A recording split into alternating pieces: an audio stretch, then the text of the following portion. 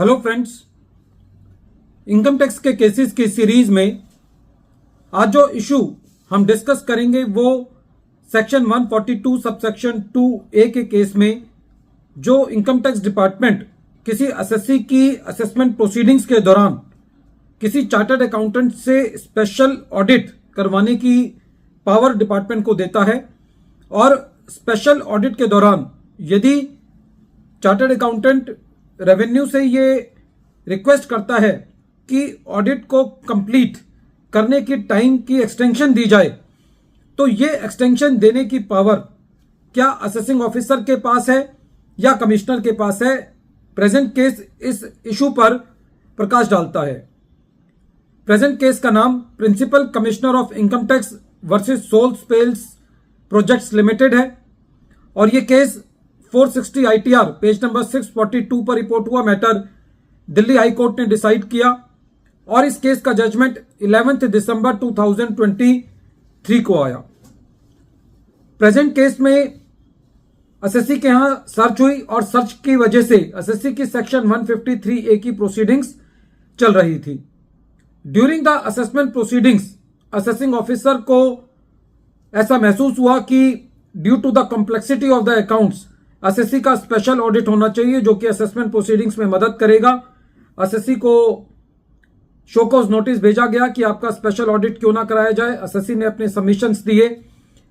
एओ ने उन सबमिशंस को नहीं माना, कमिश्नर को लिखा, कमिश्नर ने फिर दोबारा एसएससी को शोकॉज नोटिस दिया, फिर एसएससी ने अपने सबमिशंस दिए और as per the version of the commissioner भी स्पेशल ऑडिट होना चाहिए था और स्पेशल ऑडिट के लिए चार्टर्ड अकाउंटेंट नियुक्त कर दिया गया और उसको 120 दिन का समय दिया गया अपनी रिपोर्ट देने के लिए। चार्टर्ड अकाउंटेंट ने असेसिंग ऑफिसर को लिखा कि ऑडिट करने के लिए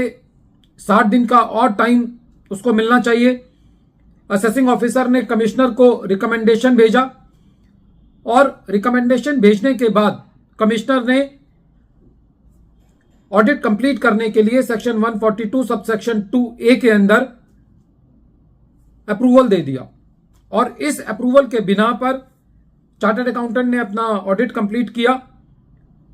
ये जो 60 दिन का एक्सटेंशन दिया गया, इसकी वजह से एसएससी का जो असेसमेंट ऑर्डर पास किया गया उसका भी टाइम लिमिट सेक्शन 153B के मुताबिक बढ़ा हुआ मान लिया गया और असेसमेंट कंप्लीट कर दी गई। जब ये मैटर ट्रिब्यूनल के पास था तो ट्रिब्यूनल पर एसएससी ने इस बात की दलील ली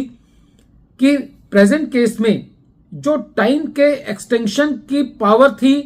वो कमिश्नर के पास नहीं थी, वो असेसिंग ऑफिसर के पास थी और वो पावर का इस्तेमाल असेसिंग ऑफिसर को खुद करना चाहिए था, कमिश्नर को नहीं करना चाहिए था, जिसकी वजह से जो एक्सटेंशन दी गई वो वैलिड नहीं है और जिसकी वजह से कॉन्सिक्वेंशली जो असेसमेंट ऑर्डर लेट पास किया गया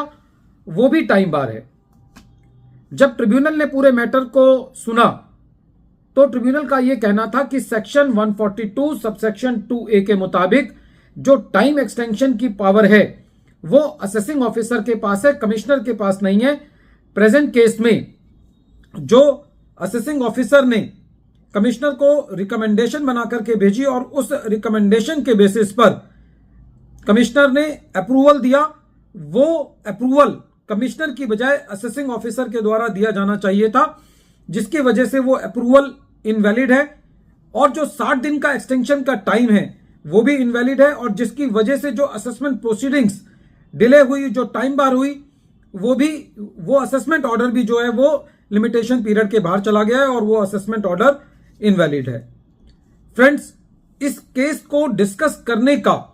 मेन लॉजिक ये है कि कई बार हो सकता है कि हम मेरिट्स पर कमजोर हों, लेकिन टेक्निकल ग्राउंड इतना स्ट्रांग बन सकता है क्योंकि इस केस में दिल्ली हाई कोर्ट का यह कहना था कि जो पावर जिस ऑफिसर को दी गई है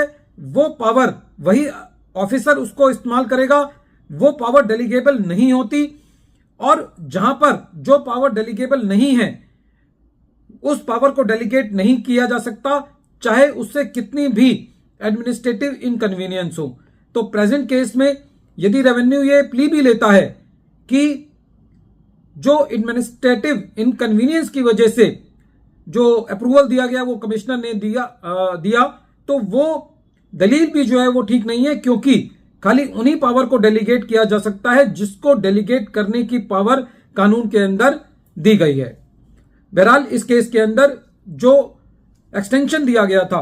वो कमिश्नर के द्वारा दिया गया था, जिस पर दिल्ली हाई कोर्ट ने भी ये कहा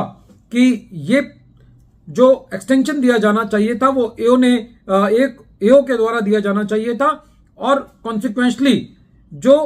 लिमिटेशन पीरियड बढ़ाया गया असेसमेंट ऑर्डर को पास करने का वो ठीक नहीं है, और प्रेजेंट केस में जो ऑर्डर है वो इनवैलिड है, एज पर लॉ नहीं है।